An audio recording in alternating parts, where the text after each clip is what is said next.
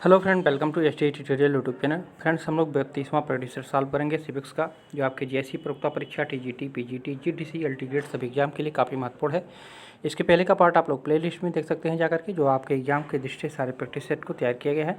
तो वीडियो को अंत तक जरूर देखिएगा और सभी प्रश्न को अच्छे तरीके से तैयार कीजिएगा। अगर वीडियो अच्छा लगे तो चैनल को सब्सक्राइब कर लीजिएगा, लाइक कीजिएगा, दोस्तों में शेयर कीजिएगा। तो चलिए प्रश्न को शुरू करते हैं। 58 नंबर क्वेश्चन है, भारतीय संविधान में निम्नलिखित में से कौन से नागरिक के मौलिक कर्तव्य हैं?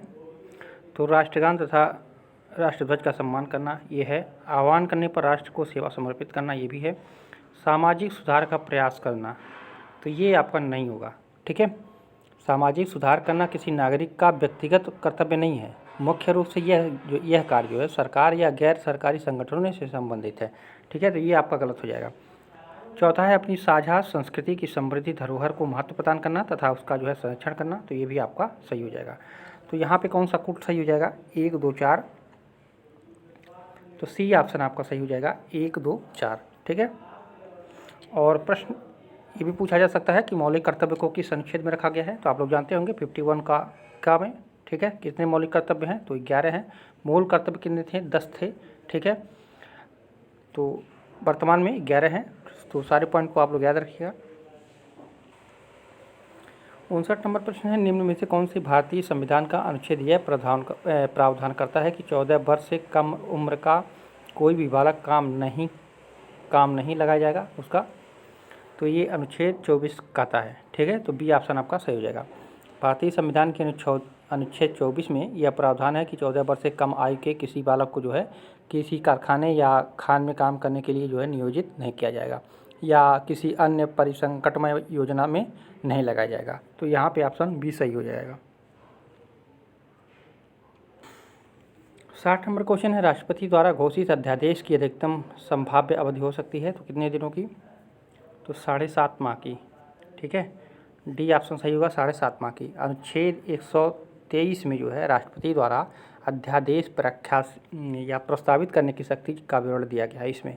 ठीक है, और संसद के सत्र लागू होने पर अनुमोदन होने पर भी जो है अधिकतम 6 सप्ताह तक बना रहता है।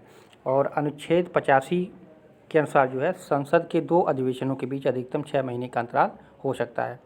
ठीक है, इस तरह अध्यादेश की अधिकतम संभाव्य अवधि जो है 7.5 माह हो सकती है। तो यहाँ पे आपका डी ऑप्शन सही हो जाएगा। 61 नंबर प्रश्न है, राज्य के नीति निर्देशक तत्व को सामाजिक क्रांति का दस्तावेज भी कहा जाता है और संविधान का कौन सा अनुच्छेद जो है इसकी ओर इंगित करता है? तो ये अनुच्छेद 38। ठीक है, अनुच्छेद 38 के 1 में उपबंध है कि राज्य लोक कल्याण की अभिवृद्धि के लिए जो है सामाजिक व्यवस्था बनाएगा। और 38 के 2 में कहा गया है सामाजिक क्रांति से संबंधित वर्णन इसमें दिया गया है और इसमें लिखा गया है कि राज्य जो है विशिष्टता आय की असमानताओं को कम करने का प्रयास करेगा और न केवल व्यक्तियों के बीच बल्कि विभिन्न क्षेत्रों में रहने वाले और विभिन्न व्यवसायों में लगे हुए लोगों के समूह के बीच भी प्रतिष्ठा, सुविधाओं और अवसरों की जो है असमानता समाप्त करने पर प्रयास करेगा। ठीक है, तो यहाँ पे ए ऑप्शन आपका सही हो जाएगा। 62 नंबर प्रश्न है, भारत के प्रधानमंत्री नियुक्त किए जाते हैं। ठीक है, अनुच्छेद 75 के 1 के अनुसार जो है प्रधानमंत्री की नियुक्ति राष्ट्रपति करेगा और अन्य मंत्रियों की नियुक्ति जो है राष्ट्रपति प्रधानमंत्री की सलाह पर करेगा। ठीक है, ऐसा कहा गया है 75 के 1 में। तो यहाँ पे ए ऑप्शन सही हो जाएगा। 63 नंबर क्वेश्चन है, निम्न में से कौन सा कर केंद्र द्वारा लगाया और एकत्र किया जाता है किंतु वह राज्यों और केंद्र के बीच में वितरित होता है? तो ये कृषि आय को छोड़कर अन्य सभी आय पर जो कर लगाया जाता है, कृषि को छोड़कर अन्य आय पर जो कर लगाया जाता है वो राज्यों और केंद्रों के बीच जो है वितरित होता है। ठीक है, तो डी ऑप्शन सही हो जाएगा। ये जो चारों हैं, कृषि भूमि को छोड़कर अन्य संपत्तियों के विषय भूमि पर, रेलवे किराए और भाड़े पर, समाचार पत्रों अतिरिक्त अन्य सभी वस्तुओं पर क्रय और विक्रय पर, ये चारों जो कर हैं संघ द्वारा उद्गृहित एवं अनुगृहित किए जाते हैं। किंतु ये जो तीनों हैं, पहला, दूसरा और ये तीसरा जो है, ये अनुच्छेद 269 के अनुसार राज्य को सौंपे जाते हैं और अनुच्छेद 270 के अनुसार जो है कृषि आय से भिन्न आय पर जो है केंद्र और राज्य के मध्य जो है वितरित किया जाता है। तो ये जो है 270 के अंतर्गत आता है, और जो 269 के अंतर्गत आता है इसको जो है राज्य को सौंप दिया जाता है। ठीक है, तो यहाँ पे आपका डी ऑप्शन सही हो जाएगा।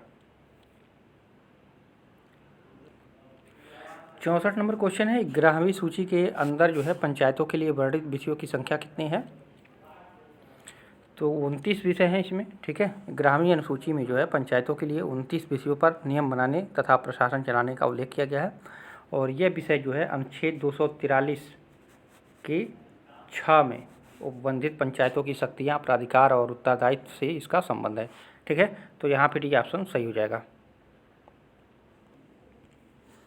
65 नंबर क्वेश्चन है, प्रजातांत्रिक विकेंद्रीकरण का सिद्धांत निर्मित किया, तो किसने दिया था? ये थोड़ा क्वेश्चन वैसा धुंधला टाइप में दिख रहा होगा, आप लोग थोड़ा ध्यान दीजिएगा। तो प्रजातांत्रिक विकेंद्रीकरण का सिद्धांत जो दिया था वो दिया था बलवंत राय मेहता ने। ठीक है, सी ऑप्शन सही होगा, बलवंत राय मेहता ने। पंचायत राज का मुख्य लक्ष्य जो है लोकतंत्र को वास्तविक बनाना है, इसलिए जो है यह अधिक से अधिक शक्तियाँ जो है जनता को प्रदान करना चाहता है, और बलवंत राय मेहता समिति ने अपनी रिपोर्ट में पंचायती राज को लोकतांत्रिक विकेंद्रीकरण का नाम दिया था, और ये इन्होंने त्रिस्तरीय पंचायत का सिद्धांत दिया था ना, तो यहाँ पे आपका सी ऑप्शन सही हो जाएगा। 66 नंबर क्वेश्चन है, निम्नलिखित में से कौन सा राज्य था जहाँ सबसे पहले पंचायती राज प्रणाली लागू की गई?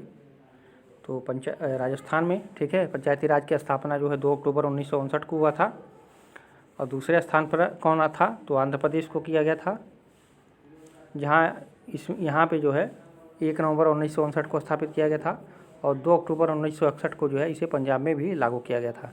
तो पहले स्थान पे राजस्थान आता है, अगर दूसरा भी पूछे तो आंध्र प्रदेश, और तीसरे स्थान पे था जो वो पंजाब था। ठीक है, तो यहाँ पे तीनों को याद रखिएगा, तो ए ऑप्शन सही हो जाएगा। 67 नंबर क्वेश्चन है, सर्वाधिकारवादी राज्य परित्याग है, तो किसका परित्याग है? तो ये है विवेक का। ठीक है, सर्वाधिकारवादी राज्य जो है विवेक का परित्याग है। सर्वाधिकारी राज्य में जो है बुद्धि विवेक का तिरस्कार किया जाता है। ठीक है, तो यहाँ पे डी ऑप्शन सही हो जाएगा। और इसका भी है, इसका उद्देश्य है सर्वाधिकारवादी राज्य का स्वरूप जो है तानाशाही होता है, और सर्वाधिकारवादी राज्य जो है व्यक्तिगत स्वाधीनता को कुचल देता है। सर्वाधिकारवादी राष्ट्र को बहुत ही ज़्यादा गौरव प्रदान करता है, और सर्वाधिकारवादी राज्य में जो है किसी अन्य राजनीतिक सिद्धांत या आदर्श का गुंजाइश नहीं होती है। ठीक है, तो ये सभी उसके जो है नियम हैं। ठीक है, तो ये जो है यहाँ पे विवेक दिया है। ठीक है, तो सर्वाधिकारवादी राज्य में जो है बुद्धि विवेक का तिरस्कार किया जाता है। तो यहाँ पे आपका परित्याग करना मतलब तिरस्कार करना है या छोड़ना, तो यहाँ पे बुद्धि और विवेक को छोड़ दिया जाता है। तो डी ऑप्शन आपका सही होगा। 68 नंबर क्वेश्चन है, भारतीय संविधान की प्रस्तावना में इस समय 5 शब्द सम्मिलित हैं, तो इन पदों का सही क्रम निम्नलिखित कोड से चिन्हित कीजिए। सही पहले कौन आया था, उसके बाद कौन आया था? तो यहाँ पर देख लीजिए, पहले संपूर्ण प्रभुत्व संपन्न आया है। ठीक है, पहले नंबर पे है। उसके बाद दूसरे पे आता है आपका गणतंत्र, आप लोग जब प्रस्तावना पढ़ेंगे तो दूसरे नंबर पे है आपका गणतंत्र। ठीक है, तीसरे नंबर पे आपका है पंथ निरपेक्ष। ठीक है, और चौथे नंबर पे आपका है लोकतांत्रिक। ठीक है, और 5वें नंबर पे कौन सा है? तो ये 5वें नंबर पे आपका है समाजवादी। ठीक है, तो यहाँ पे पहले नंबर पे कौन सा है? तो दूसरा आपका पहले नंबर पे है संपूर्ण प्रभुत्व संपन्न। तो यहाँ पे देख लीजिए 2 इस 1 में है, तो कोड नंबर 1 आपका सही हो जाएगा। ठीक है, जब प्रस्तावना पढ़ेंगे तो उसमें पहले आएगा संपूर्ण प्रभुत्व संपन्न, उसके बाद जो है गणतंत्र, उसके बाद जो है आपका पंथ निरपेक्ष, उसके बाद लोकतांत्रिक, उसके बाद जो है समाजवादी आएगा। ठीक है, तो यहाँ पे ए ऑप्शन सही हो जाएगा। संविधान की प्रस्तावना में लिखा गया है ना, संविधान की प्रस्तावना पहले अनुच्छेद में लिखा कि हम भारत के लोग भारत को एक संपूर्ण प्रभुत्व संपन्न समाजवादी पंथ निरपेक्ष लोकतंत्रात्मक गणराज्य बनाने के लिए इस संविधान को अंगीकृत करते हैं। तो यहाँ पे आपका ए ऑप्शन सही हो जाएगा। 69 नंबर क्वेश्चन है, निम्नलिखित में से कौन सा अधिकार केवल राज्यसभा में निहित है? तो नई अखिल भारतीय सेवाओं को निर्मित करने की संस्तुति करना, ये जो है कहाँ पे है? तो ये राज्यसभा में निहित है। अनुच्छेद 312 के 1 में इसका उल्लेख किया गया है कि यदि राज्यसभा उपस्थित और मत देने वाले सदस्यों के 2/3 के बहुमत से एक संकल्प पारित कर दे कि राष्ट्रीय हित में नई अखिल भारतीय सेवा की आवश्यकता है, तो संसद भी द्वारा जो है इसके सृजन के लिए उपबंध कर सकेगी। एक आता है 312 का ए। ठीक है। 70 नंबर क्वेश्चन है, अनुदान की मांगों में प्रतीकात्मक कटौती प्रस्ताव का उद्देश्य होता है। तो कोई विशिष्ट शिकायत अभिव्यक्त करना। ठीक है, तो यहाँ पे सी ऑप्शन सही हो जाएगा। अनुदान की मूल मांगों के सहायक प्रस्ताव में जो है कटौती प्रस्ताव कहा जाता है। ठीक है, तो ये जो है 3 प्रकार की नीति अनुमोदन करती है। ठीक है, निर्मोदन कटौती होता है, मितव्ययिता कटौती होता है और सांकेतिक कटौती होता है। ठीक है, तो यहाँ पे आपका सी ऑप्शन आपका सही हो जाएगा। 71 नंबर प्रश्न है, संविधान को राज्य का आधारभूत कानून माना जाता है क्योंकि यह सत्ता का स्रोत होता है। ठीक है, सी ऑप्शन सही हो जाएगा। सरल शब्दों में अगर देखा जाए तो राज्य के संविधान की परिभाषा लिखित तथा अलिखित नियमों और विनियमों के निकाय के रूप में की जाती है, और जिसके द्वारा जो है सरकार का गठन होता है और वह कार्य करती है, इसलिए कहा जा सकता है कि यह सत्ता का स्रोत होता है। तो यहाँ पे सी ऑप्शन सही हो जाएगा। 72 नंबर प्रश्न, निम्न में से किन राज्यों को लोकसभा में समान स्थान प्राप्त है।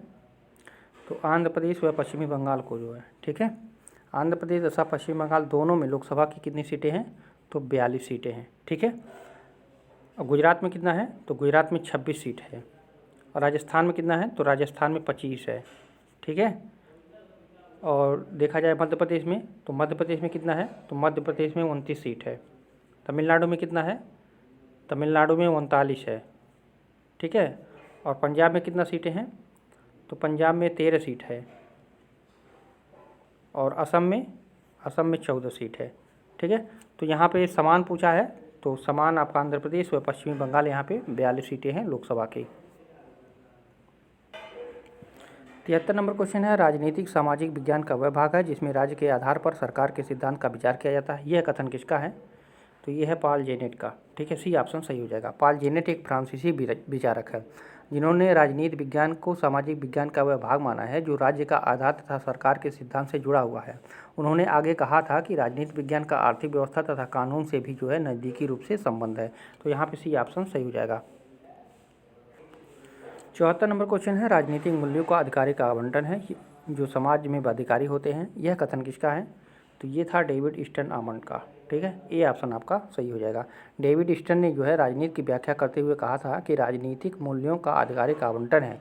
यहाँ बंटवारे का अर्थ है व्यक्ति या समूहों के में नीतिगत और भौतिक वस्तुओं का बंटवारा, तथा आधिकारिक का अर्थ है उन बंटवारों का पालन करना। तो यहाँ पे ए ऑप्शन सही होगा। 75 नंबर प्रश्न है, 2 सूची दिया गया है, शास्त्र दिया गया है और विषय वस्तु, तो इसको मिलान करना है। तो दर्शन शास्त्र का विषय वस्तु क्या है, तो दर्शन शास्त्र आप लोग जानते हो मन से।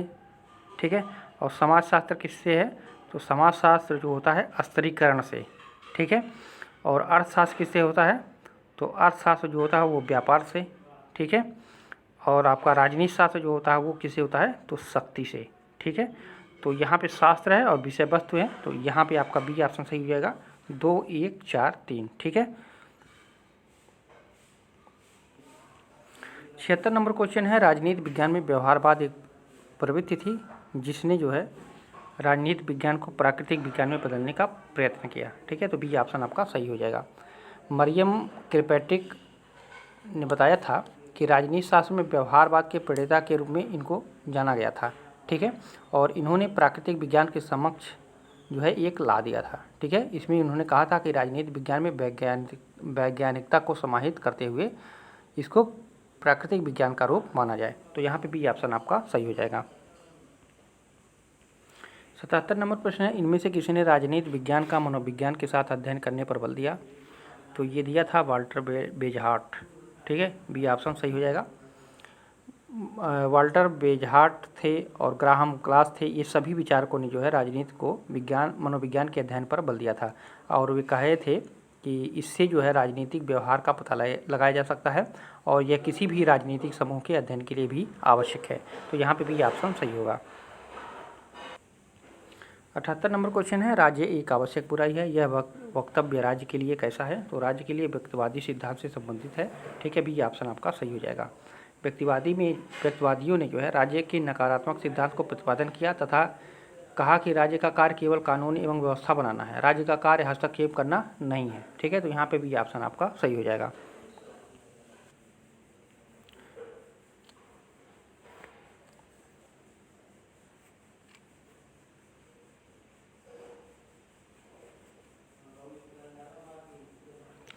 सेवेंटी 79 नंबर क्वेश्चन है, निम्नलिखित में से कौन सी उदारवादी आंदोलन की प्रमुख अवधारणा नहीं है? तो ये शक्तिशाली राज्य। ठीक है, यहाँ पे सी ऑप्शन आपका सही हो जाएगा। उदारवाद के जनक कौन माना जाता है? John Locke. और उसने कहा था कि राज्य जो है सत्ता सीमित होनी चाहिए तथा कार्यकारिणी की शक्ति जो है विधानमंडल के अधीन होनी चाहिए। और लॉक संवैधानिक सरकार की बात कही थी तथा शक्तिशाली राज्य के सिद्धांत का उन्होंने शक्तिशाली सिद्धांत को उन्होंने निरर्थक बताया था। ठीक है, तो यहाँ पे सी ऑप्शन सही हो जाएगा। 80 नंबर क्वेश्चन है, मार्क्सवादियों का कथन है कि राज्य वर्ग संघर्ष पर आधारित है। ठीक है, ये ऑप्शन सही हो जाएगा। राज्य एक ऐसा तंत्र है जो एक वर्ग के आधिपत्य को बनाए रखने तथा सुदृढ़ करने में सहायता करता है। मार्क्सवाद जो है राज्य को वर्ग आधिपत्य का साधन मानता है और राज्य समाज में केवल एक वर्ग का तंत्र है। ठीक है, तो यहाँ पे ये ऑप्शन सही होगा। 81 नंबर प्रश्न है, निम्नलिखित सिद्धांतों में से किसने माना कि राज्य वर्ग विरोध विसंगतियों की उपज तथा अभिव्यक्ति है? तो ये माना था मार्क्सवादियों लेनिनवादी सिद्धांत ने। ठीक है, मार्क्सवादी लेनिनवादी सिद्धांत ने, भी ऑप्शन सही हो जाएगा। राज्य का मार्क्सवादी सिद्धांत इस आधार को अस्वीकार करता है कि राज्य एक न्यायाधारी अथवा पूरे समाज का प्रतिनिधि है। मार्क्सवाद जो है राज्य को अस्थायी संस्था के रूप में स्वीकार नहीं करता है, बल्कि इसे एक ऐसी संस्था कहता है जो राज्य समाज के वर्ग विरोधों को सुदृढ़ करके जो है आर्थिक दृष्टिकोण से कमजोर वर्ग का शोषण का यंत्र माना था। तो यहाँ पे भी ऑप्शन आपका सही हो जाएगा। 82 नंबर क्वेश्चन है, समाजवादी सिद्धांत निम्नलिखित में से किसका समर्थन नहीं करता है? नहीं पूछ रहा है यहाँ पे। तो ये स्वतंत्र तथा मुक्त प्रतिद्वंदिता का जो है समर्थन नहीं करता है। ठीक है, समाजवादी राज्य जो है स्वतंत्र तथा मुक्त प्रतिद्वंदिता का विरोध करता है और कहता है कि उत्पादन के साधनों पर राज्य का नियंत्रण होना चाहिए तथा उत्पादन का उद्देश्य लाभ कमाना नहीं बल्कि जन कल्याण होना चाहिए। ठीक है, तो यहाँ पे डी ऑप्शन सही हो जाएगा। 83 नंबर क्वेश्चन है, मार्क्सवादी समाजवाद के अनुसार जो है समाजवादी चरण में राज्य समाप्त कर दिया जाता है। ठीक है, इस चरण में जो है अब आर्थिक व्यवस्था में या उत्पादन के साधन में जो है परिवर्तन होता है तथा निजी संपत्ति का उन्मूलन हो जाता है तथा स्वयं ही जो है राज्य का लोप हो जाता है, एक वर्गहीन समाज की स्थापना हो जाती है। तो यहाँ पे डी ऑप्शन करेक्ट हो जाएगा। 84 नंबर क्वेश्चन है, समाजवादी सिद्धांत निम्नलिखित में से किसका समर्थन नहीं करता है? तो निर्बाध तथा उन्मुक्त प्रतिद्वंदिता, ये प्रश्न ऊपर भी आया है। ठीक है, तो यहाँ पे डी आपका सही हो जाएगा। निर्बाध का मतलब क्या हो गया आपका?